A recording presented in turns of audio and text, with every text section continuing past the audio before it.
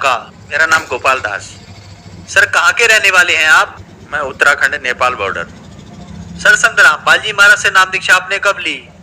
1 मार्च 2009 को लिया था। सर संत रामपाल जी महाराज से नाम दीक्षा लेने से पहले आप क्या भक्ति साधनाएं करते थे? सन 2000 से मुझे लगन लगी थी। याद है मुझे वो बम्बई में जब मैं सुनता था अडगरानंद स्वामी जी का, आसाराम जी का, तब से मुझे लगन लगी थी कि अब मैं पता करूंगा। इतनी लगन लग गई मेरी, अरे बाप रे बाप रे। मैं जितने भी संत दिल्ली बम्बई जहाँ हो उनको वहां जाके अटेंड करता था सत्संग सुनने के लिए, सिर्फ ऑनली ड्यूटी में एब्सेंट करके 15-15 दिन। जैसे सतपाल जी महाराज का गुड़गांव में हो गया, 1 हफ्ता ड्यूटी में नहीं गया मैं। जैसे आसाराम जी का बम्बई में हो गया, मैं बम्बई जी में जाके अटेंड करता था। कृष्ण मिर्जुल जी बिंद्रावन के, उनको सत्संग सुनने के लिए मैं ड्यूटी एब्सेंट करके वहां जाता था। मैं पूजा भी करता था राम की। बोला मुझे उस परमात्मा से मिला जो सबसे सर्वशक्तिमान है, ये भक्ति करता था मैं। भक्ति यही करता था, मेरे 24 घंटा मेरा ये मुख से वचन आता था। उस सबसे बड़ा भगवान कौन है, इसमें मैं रह गया। इसलिए 10 साल तक गुरु धारण नहीं किया। मेरे दोस्तों ने सबने किया, मैंने नहीं किया। सर आपने बताया कि आप सबसे बड़े भगवान की खोज में थे। उसके लिए आप सभी संतों के पास गए, सुधांशु जी के पास गए, आसाराम जी के पास गए। किसी ने राम को बड़ा बताया, किसी ने दुर्गा माता को, किसी ने श्री कृष्ण जी को बड़ा बताया। तो सर आपकी ये खोज पूरी हुई, आपको सबसे बड़ा भगवान मिला। जैसे मुझे 2009 में वो बुक मिली, भक्ति सौदागर बुक मिली 2009, 1 फरवरी, कालिका मंदिर ओखला में। तेजेंद्र भगत जी ने मेरे हाथ में बुक पकड़ाई। सेंट्रल बैंक का मैनेजर है वो आदमी दिल्ली में। बुक पकड़े, जैसे मैंने वो बुक देखा, अरे तेरी 8-10 पेज क्या पढ़ा था मैंने। रात को फोन किया उसको, हे भगवान, भगवान तो ये है भाई, मिल गया मुझे। अब पता चला ये तो इतने बड़े भगवान। उसको मैंने फोन किया रात को, मुझे ले चलना है वहां आश्रम ले, जो अब पहला गुरु धारण करूंगा। इसी चक्कर में मैं था। अब मुझे पता चला कि सबसे बड़ा सर्वशक्तिमान भगवान कौन है। उन्होंने बोला अच्छा अभी सो जाओ, मैं तुम्हें कार में मेरे ले जाऊंगा, नाम दिलाऊंगा। फिर उन्होंने मुझे 1 मार्च को अपनी कार में बोला संत रामपाल जी के आश्रम में वहां ले गए और उनसे नाम दीक्षा मुझे दिला दी। सर आपने बताया कि आपने सभी संतों के 10 साल तक सत्संग सुने, लेकिन किसी को अपना गुरु नहीं बनाया, क्योंकि आप एक खोज में थे कि मेरे को सबसे बड़ा भगवान मिले। और संत रामपाल जी महाराज की शरण में आने के बाद आपकी वो खोज पूरी हुई। तो संत रामपाल जी महाराज से नाम दीक्षा लेने के बाद क्या आपको कोई लाभ भी मिले?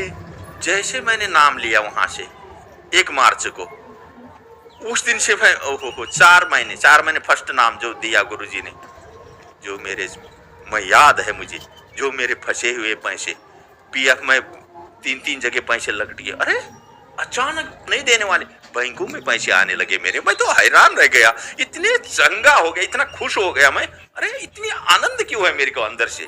चारों तरफ से पैसे, 3-3 जगह से बैंकों में पैसे आ रहे मेरे, जो कभी नहीं देने वाले थे वो भेज रहे हैं। और 3 जगह पीएफ का पैसा आ गया, जो कभी ठेकेदारी में पीएफ देते ही नहीं है। हे भगवान, ये क्या, 4 महीने भी नहीं हुए थे, वो गिना रहा हूं मैं आपको।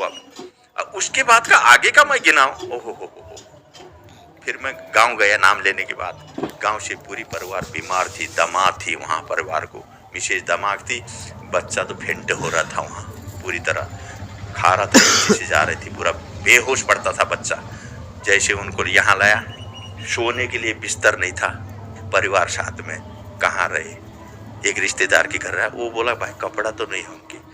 मैं बोला भाई मेरे पास 800 रुपये का मैंने एक रसे गद्दा कर दिया, 200 बच गए भाई मेरे पास।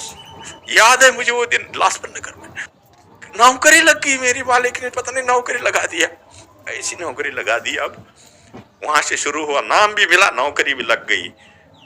रोटी नहीं मिल रही थी, किराए में मकान लिया, किराए में रहता था मेरा भाई में।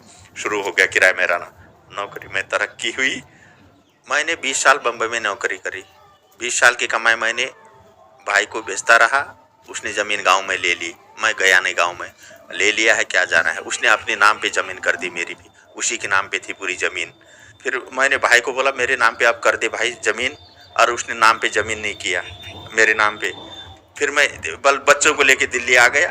फिर मैं गुरुजी से अर्ज किया जमीन हड़पने की, 13 साल बाद गुरुजी से अर्ज किया। गुरुजी ने बोला बेटा तेरी जमीन मिलेगी, झगड़ा मत करना।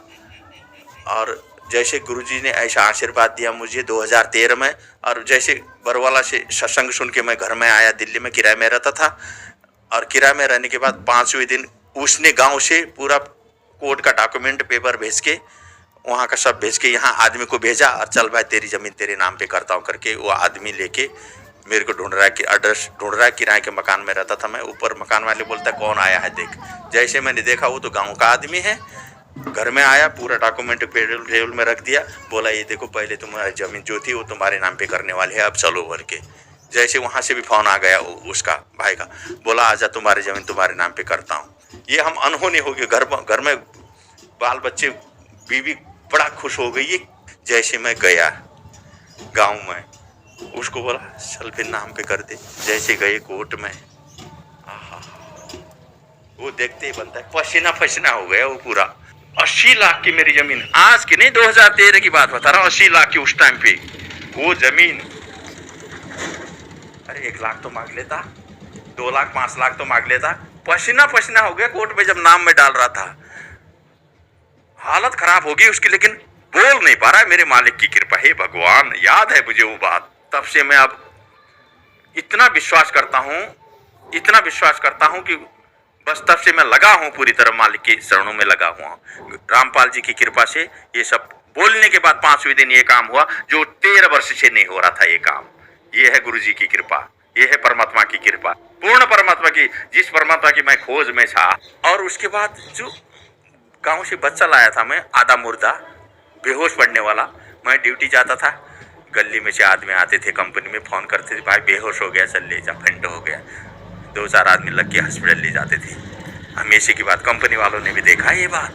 फेंट हो जाता था पूरा तरह बेहोश, जो खाया यहाँ से निकलता था बिल्कुल गिर बेहोश। और आँख सफेद, घर में रो पड़ते थे सब, बीबी बच्चे अगल बगल वाले, सफेद आँख हो गई। अरे होश नहीं आ रही है, ये कंडीशन था। 1 साल कलावती हॉस्पिटल में रहा वही बच्चा। फिर मैं गुरुजी के पास ले गया और नाम दीक्षा दिलाया उस बच्चे को भी। रामपाल जी गुरुजी मेरे भगवान ने आशीर्वाद दिया, याद है मुझे। ऐसे ले गया, आशीर्वाद दिया वो बच्चे को। उस दिन से वहीं पर बीमार कहाँ रहेगी पता नहीं। तब से आज देखो 1st डिवीजन में पढ़ रहा है, हेल्थी है। बीमार नाम की चीज नहीं है। कहाँ उड़ गया वो बीमार, मैं बताओ। 1 साल से कलावती हॉस्पिटल में फेंट होने वाला बच्चा। ये है कमाल का प्रमाण, ये है पूर्ण परमात्मा की ताकत। याद है। दूसरा लाभ बताता हूं मैं आप। नोटबंदी हो गई। 11 तारीख को मुझे कंपनी से पैसा लेके आया मैं। 40 नोट थे मेरे पास, 1000 के। 40,000 रुपये बैंक में रखने के लिए रास्ते में गिर गए। और 1.5 घंटा वहां लाइन पे लगा के जैसे नंबर आया पैसा देखता हूँ, पैसा नहीं है। हे मालिक ये क्या हो गया। वहीं पर अर्जी किया भगवान को। और मुझे पता है मालिक ने बोला था जब तक नियम और मर्यादा आपके पास है तो सब काम होंगे। और मैं नियम मर्यादा का पक्का ऐसे रहता हूँ, मैं जहाँ दुविधा हो मैं करता ही नहीं हूँ। इसलिए मेरे भगवान ने मेरी सुनी। रिटर्न आया 1.5 घंटे के बाद। रोड में, मेन रोड में गाड़ी चल रही थी, पैसे रखे हुए 40,000 की गड्डी उठाया, बैंक में जमा करके। हे भगवान, ये अब क्या बताऊं मैं। 10,000 20,000 ऐसे कई केस है मेरे, ऐसे केस है, सब मालिक ने पूर्ति किया। सुख शांति। अब देखो मैं करोड़पति हूँ इस समय, जिसके पास 0 पैसा नहीं था। याद करो ये परमात्मा रामपाल जी की कृपा है भाई। ये पूर्ण परमात्मा कबीर साहब की भगवान की कृपा है। ये देखो एक दिन मेरे कंपनी में 10,000 रुपये वहां गिर गए थे बाथरूम में। सफाई वालों को मिला, उनसे पूछा मैंने, नहीं मिला। बोला जैसे मैं घर में आके 1.5 घंटे बाद जो जगाया, वो जिसको पूछ रहा था वो नहीं बोलने वाले ने, जो जगाते टाइम फोन आ गया, फोन उठाया, बोला तुम्हारे पैसे भाई मिल गए हैं, ले जाओ। ये होती है परमात्मा की कृपा, कोई दिखा नहीं सकता है। 7,000 का मोबाइल सफदरजंग हॉस्पिटल में, पीपल के पेड़ के पास खाना खाया, फोन उधर भूल गया। हे मालिक फोन जाने दो 7,000 का। रो के, याद है वो दिन मुझे अभी, रो के मैंने बोला मैं असुर निकंदन आरती कैसे करूं अब बताओ। ये इसमें मैं रह गया, मैं किस में करूं आप बताओ। असुर निकंदन 2 पर को कर लेती मुझे। क्यों, मैंने जिंदगी भर एक भी चीज नहीं छोड़ा हूं अभी तक। किसी कीमत पर रात दिन लगा के 3 टाइम की आरती जो आपने बताया वो मैं पूर्ण किया हूं और पूर्ण करूंगा। ये मेरी छूट जाएगी अभी मालिक। फोन मेरा गायब हो गया। कंपनी में फोन है, कंपनी वालों ने मुझे फोन किया, दूसरा फोन में घर में किया। ये कांटेक्ट हो कि वो फोन मुझे 7,000 का दे के गया। क्यों दे के गया वो, अब बताओ ये क्या चीज है। ये पूर्ण परमात्मा की शक्ति है, रामपाल जी गुरुदेव की शक्ति है। ये देख लो भाई, आंखों देखी प्रमाण बता रहा हूं मैं। और दूसरा लाभ, पत्नी की दिमाग की बीमारी पूरी तरह दिमाग की बीमारी, और 5 साल से दवा ESI में चल रही थी। सांस लगना, वो हो जाना, संत रामपाल जी की कृपा से नाम लेने के बाद खत्म हो गई बीमारी, पूरी तरह बीमारी। अब देखो कहाँ गई बीमारी। सर, संत रामपाल जी महाराज से नाम दीक्षा लेने के बाद आपको बहुत सारे लाभ मिले, तो जो समाज आज आपको देख रहा है और वो भी किसी न किसी बीमारी से ग्रस्त है, तो क्या वो भी संत रामपाल जी महाराज से नाम दीक्षा लेने के बाद ठीक हो सकते हैं? मैं पूरी पृथ्वी के भक्तों को या पूरी दुनिया को ये अनुभव बता देता हूं मैं आपको।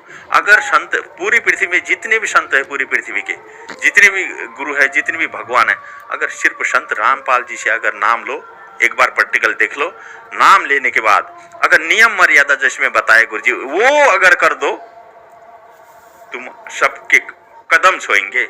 ये दुख है ना, ये दुख कदमों में रहते हैं, फिर दुख होता ही नहीं है ना, में पूर्ण पूर्ण पूर्ण पूर्ण हो जाता है, पूरी तरह पूर्ण होता है नियम मर्यादा में रहने के बाद। ये हमने देखा है, ये सभी के लिए हो रहे हैं हमारे आश्रम में। गुरुजी संत रामपाल जी से नाम दीक्षा लेने के बाद। सर, आपने बताया कि आपने सभी